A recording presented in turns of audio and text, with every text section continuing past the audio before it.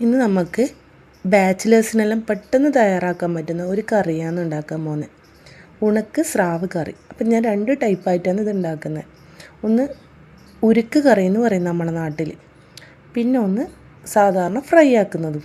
അപ്പം അതിന് വേണ്ടിയിട്ട് വീഡിയോ കാണിച്ച പോലെ തന്നെ എല്ലാ ഇൻഗ്രീഡിയൻസും ഇട്ടിട്ട് നന്നായി തിളപ്പിച്ചെടുക്കണം. അതിലേക്ക് പുളിവെള്ളവും കൂടെ ചേർത്തിട്ട് ഒന്നും കൂടെ തിളപ്പിക്കുക. പിന്നെ തേങ്ങ ചെരുവിയതും വെളുത്തുള്ളിയും കറിവേപ്പിലയും കൂടെ ഇട്ടിട്ട് ഒന്നും കൂടെ നന്നായി തിളപ്പിച്ചിട്ട് കുറച്ച് വെളിച്ചെണ്ണയും കൂടെ നനച്ചാൽ നമ്മൾ ഉരുക്ക് കറി, അതായത് സ്രാവ് വറ്റിച്ച് വെച്ചത് ഉരുക്ക് കറിയെല്ലാം പറയും. അത് തയ്യാറായി.